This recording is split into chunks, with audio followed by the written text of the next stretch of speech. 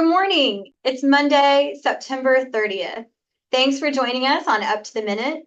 We're bringing you all the news, announcements, and events, along with a few special guests. I'm Dr. Amy Tan, Dean of HCC's English and Communications, and I'm joined by Dr. Nicholas Cox, our History Department Chair. Good morning, Nick. Good morning. Good to see you again. I missed this last week. Yeah, we haven't been together for a few weeks in our regular co-hosting schedule. It's great to see you again. I am kind of amazed that it is September 30th. What is going on? I don't know, but the weather is finally getting tolerable. Yeah, I think it's gonna be warm for a couple of days, but then it looks really nice for the end of the week.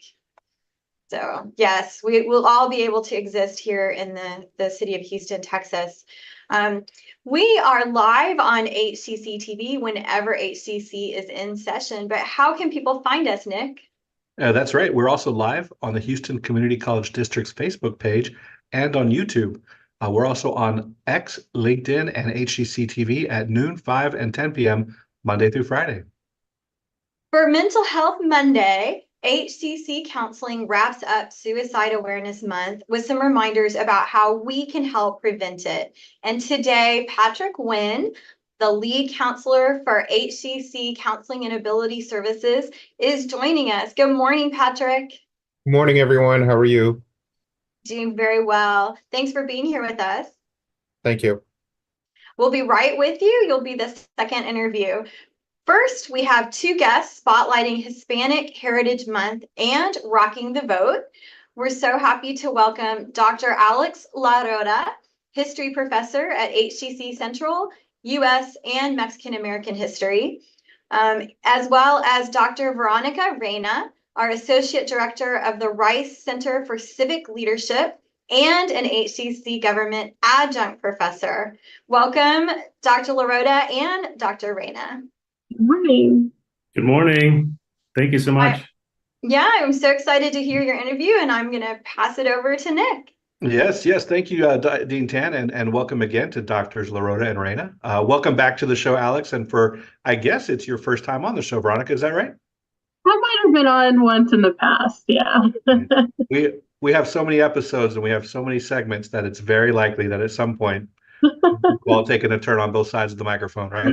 So, Alex, before we dive into the details, I understand you're co-hosting an upcoming HCC Rock the Vote event, and it's part of Hispanic Heritage Month as well.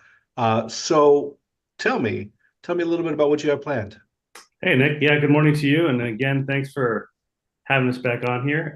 Yeah, indeed. In fact, Dr. Reyna and I have been collaborating also with Dr. Garza. She's not here with us, of course, but I think the three of us have been sort of concocting this idea about how we can tie in this idea, thinking about this upcoming election, of course, monumental in every sense of the word, and thinking about the Latino political impact and thinking about how we can sort of come to that topic from our different perspectives. And so with Dr. Reyna, of course, in government, political science, myself in history, and thinking about this as a kind of a student-led or student-focused, I should say, event that we're going to be doing. This is, by the way, next Monday. This is on October 7th. This is going to be next Monday, October 7th at the Central Campus at 3:30 p.m. And we have some fun stuff going on even before that, starting around 2 p.m. Yeah, so we're definitely going to get that information, the time and location and place in our notes after the show. And I want to come back to the party aspect, the fun and games. But tell me a little bit about the panelists that you guys have invited to speak to our students. Sure. Yeah, we have a really great round of panelists here. We have Diana Perez, she's one of the staff reporters that does diverse community staff reporters at the Houston Landing.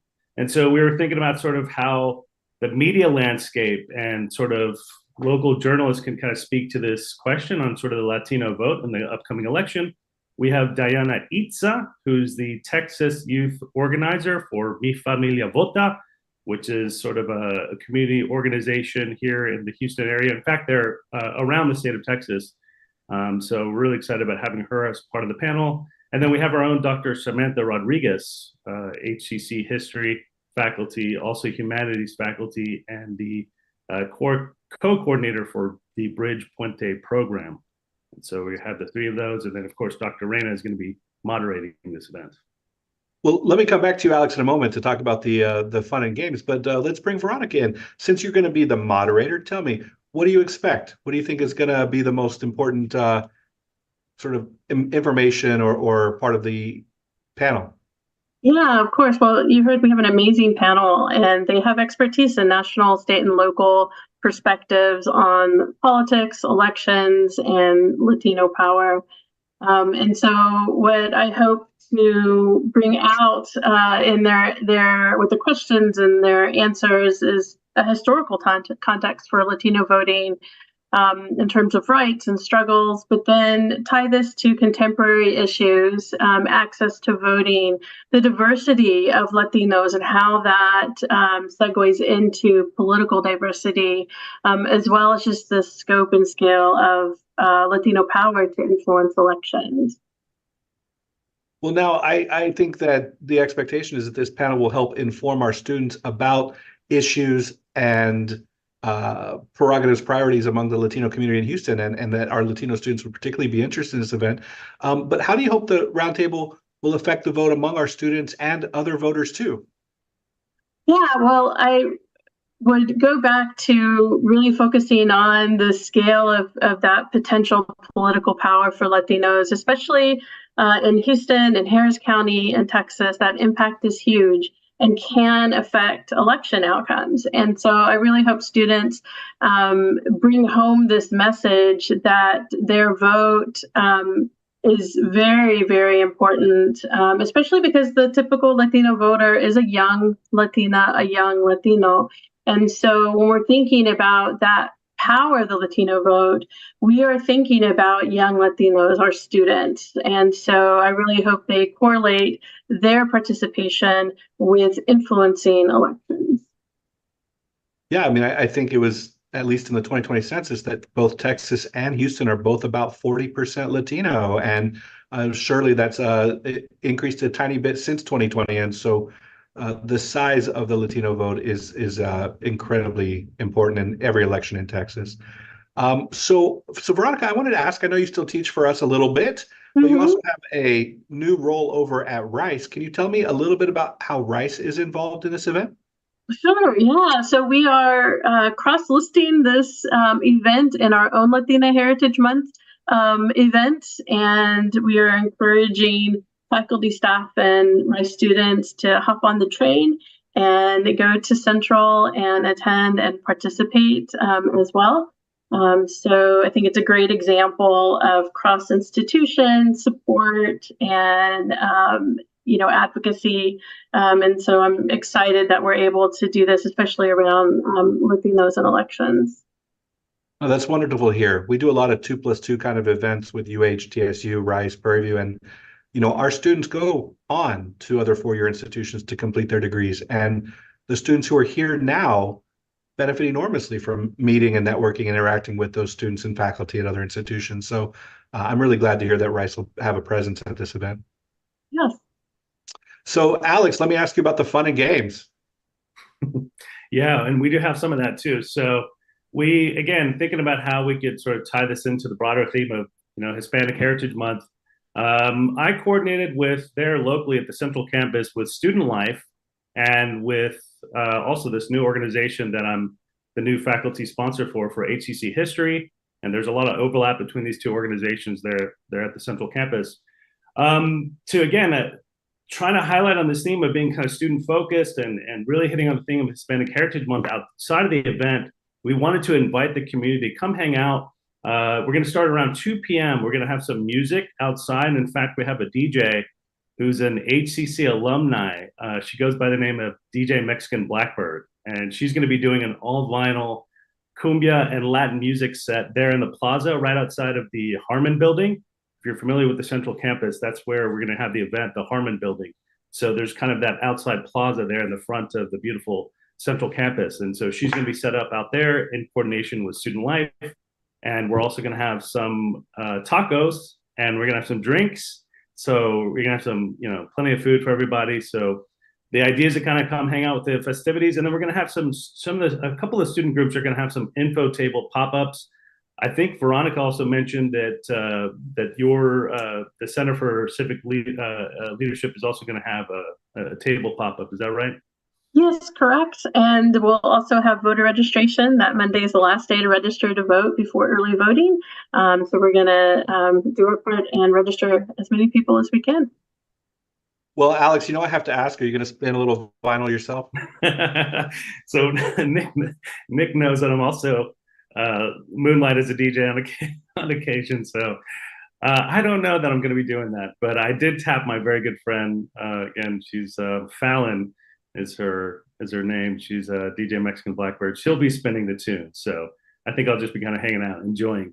It sounds great all the way around. You get to just sit back and watch someone else play the music instead. Yeah. Well, we're out of time. We're going to have you guys back to talk about these student organizations at some point, maybe like the New History Club or the Rice Center for Civic Engagement. But I just want to thank you for your time today. We'll get notes and the post after the show about the event, so anybody out there in the audience can see the who, what, where, when, and why.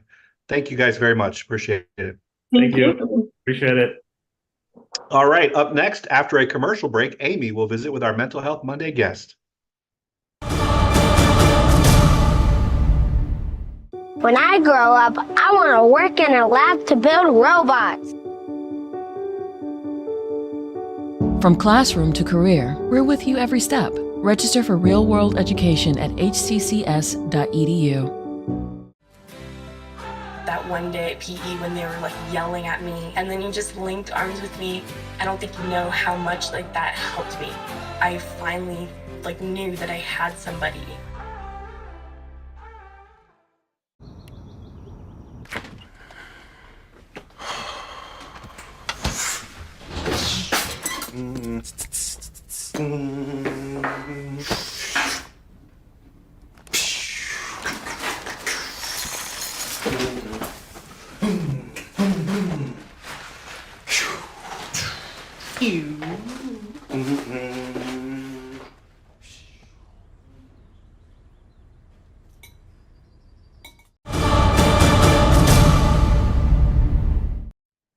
We're back with Patrick Nguyen, HCC Lead Counselor of Counseling and Ability Services. Welcome to the show, Patrick. Thank you so much for having me. Yeah, you're here to talk about a very important and serious topic. September is National Suicide Prevention Month and a time to remember the lives that we've all lost to suicide. Patrick, how can we raise awareness about prevention and hope? Yeah, so there's been millions of people who have experienced suicidal thoughts. Many individuals, families, and communities have all been impacted by suicide. So September is a really good month to kind of remember that there is help out there. Yes, and I know you're going to talk to us about some statistics, but of course, we both work at a college where September is a critical month for our students. They're just getting into their routines, and for some that can be very difficult. What are some statistics you have learned about suicide and suicide prevention? Yeah. So according to the World Health Organization, more than 700,000 people die of suicide every year. It's actually the third leading cause of death between 15 and 29-year-olds, and that's the demographic of our student population. It is, and it's what's tragic is to even hear about the cases where children as young as 8 and 9 are making this tragic decision and taking their lives. What are some common warning signs that someone might be considering suicide? Definitely. So some things that we should be looking for are verbal cues when they're saying things like, I wish I was dead. The world would be better without me. We should also be looking for behavioral changes, like withdrawing from social activities, giving away possessions, maybe saying goodbye to people as if it was the last time. Look for sudden mood changes. Maybe there's been a change from a deep sadness to a calm or happy state, changes in sleeping patterns, increases in substance abuse or loss of interest, or increase in risky behavior. So these are all common warning signs to really take a look at. Yeah, those are very helpful signs to be aware of and to take note of. How can friends and family support someone experiencing suicidal thoughts? What should be the immediate course of action?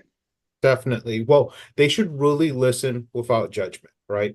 And when I say that, it's saying things, don't say things like, oh, everything is going to be okay, or there's always we should look at things from a brighter side. If you can just kind of intake what they're saying, just be there, be present for them, show empathy, show that you care, and then ask them directly, are you thinking about suicide?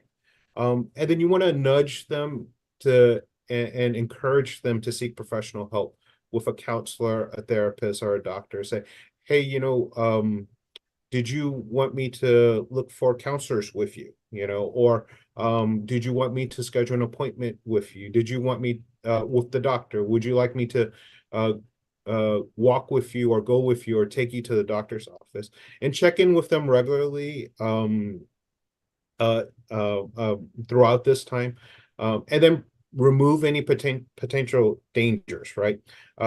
Like a gun in the house, try to take that gun away. Those are some immediate things that you could definitely do. And there's a national line, right, that we can all dial now. Yes, definitely. Stay calm, listen, don't leave them alone, and call 988. That's the national hotline. It's set up exactly like 911. So it connects with the local mental health crisis line. And they can talk to somebody through their crisis situation, but they can also provide somebody to come in, either a trained police officer, trained mental health expert to come in to kind of assess the situation. But if 988 is not available, they can definitely go to the emergency room. So take this person to the emergency room and ask them, hey, let's go to the emergency room. Let's seek help. I'll go with you. Come into my car, right? Yeah. Yes. That's just that immediate action, that immediate response. What are some common misconceptions about suicide that you'd like to address? Yeah, definitely. So one of the biggest common misconceptions is, if you talk about suicide, you're going to give them the idea of suicide. That's actually one of the largest misconceptions. Having that open dialogue about suicide is actually an opportunity for them to express their feelings, which can reduce the risk of them taking any action. Another misconception would be, people who talk about suicide just want attention, or suicide happens without warning. Well, many people think about suicide and they express some of these feelings beforehand. So if somebody even mentions suicide, it should be taken seriously. It should be taken critically. Another misconception would be, once suicidal, always suicidal. Many people have felt suicidal at one point in their lives, and they go on to live meaningful lives. Suicide is a permanent solution to a temporary problem. And I'm just thinking also about how it's I don't think it's a misconception that when one suicide happens, that it can sometimes trigger additional people to take that unfortunate permanent action. What mental health support does HCC offer, and how can someone who's not a counselor get additional training in talking to someone who is suicidal? Yeah, definitely. So all of our HCC counselors are licensed mental health professionals. We provide mental health sessions free of charge to enrolled students. There's no insurance, there's no copay. We provide mental health sessions and referrals to outside resources. HCC counselors also host 2 or 3 suicide prevention trainings each semester for non-counselors. So we train students, faculty, staff through a suicide prevention program called QPR, which is question, persuade, and refer someone who may be suicidal. It's a really good trainer for anybody who's interested. And if you're interested, then you can visit the counseling website and go under our events calendar. If you have a larger group of people who'd like to train, we can provide individual training for those group also. Our website is hccs.edu/counseling. Yeah, that's wonderful. And I know that we've been able to offer mental health first aid training, and those are fabulous sessions. I was trained and I have a certificate, and I learned so much in that session. So really valuable. And I want to also give a plug for Poppy's Run for Life, which is coming up in March. If anybody out there wants to raise funds or support suicide awareness, that's coming up in March. Patrick, I want to thank you so much for joining us with all of this very important, very timely information. Patrick Nguyen, HCC Lead Counselor of Counseling and Ability Services. We're going to have all your information in our post after the show. Thank you so much. Have a good day. We'll see you again, I hope soon. Take care. Bye. Coming up after a quick commercial break, Nick and I will return with some news and announcements. When I grow up, I want to work at a school so I can be a teacher. From classroom to career, we're with you every step. Register for real-world education at hccs.edu.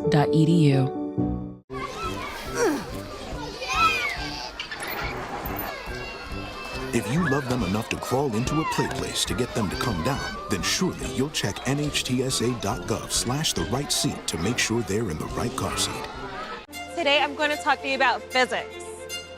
Come on in, girls. Let's go. This is the first rocket to get humans to Mars.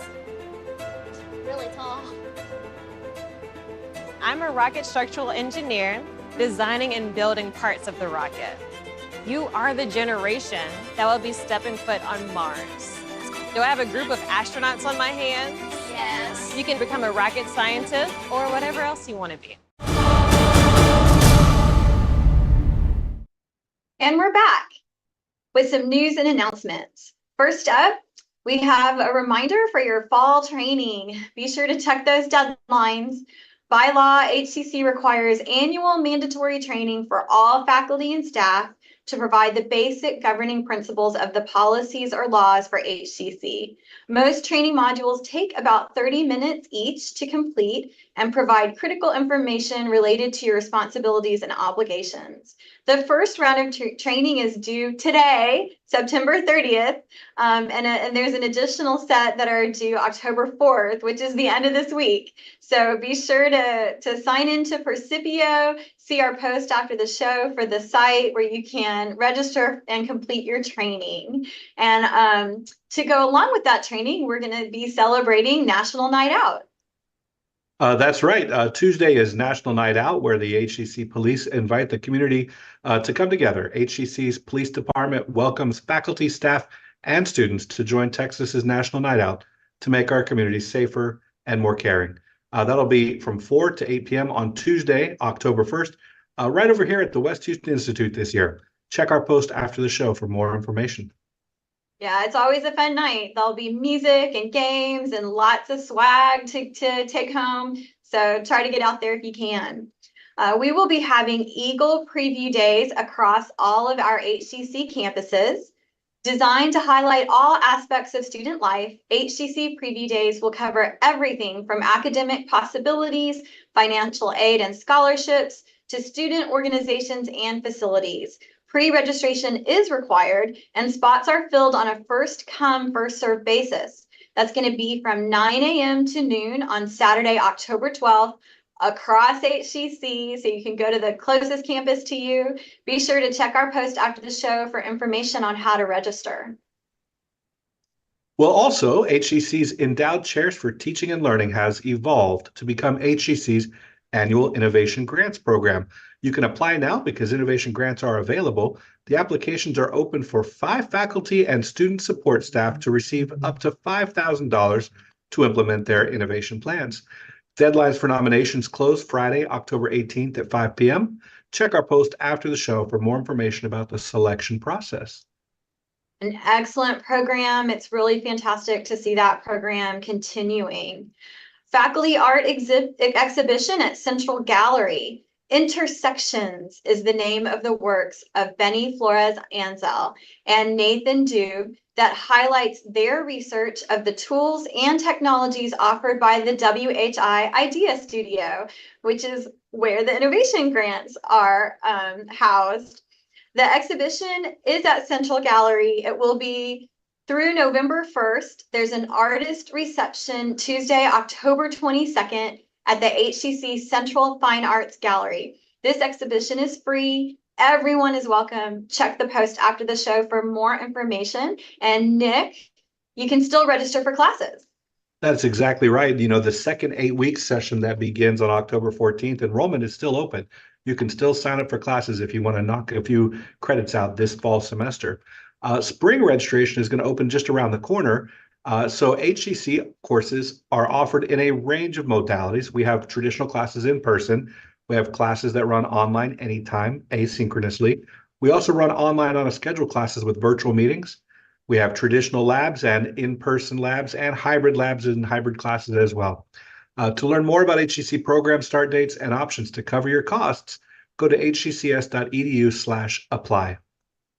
Nick, it was great to see you. Absolutely. I hope to do this again next Monday. Yes, see you next week. For Tasty Tuesday and Hispanic Heritage Month, we'll welcome the return of La Mexicana, and we'll talk to the folks who are hosting this month's faculty symposium. We thank you all for joining us, and we'll see you next time.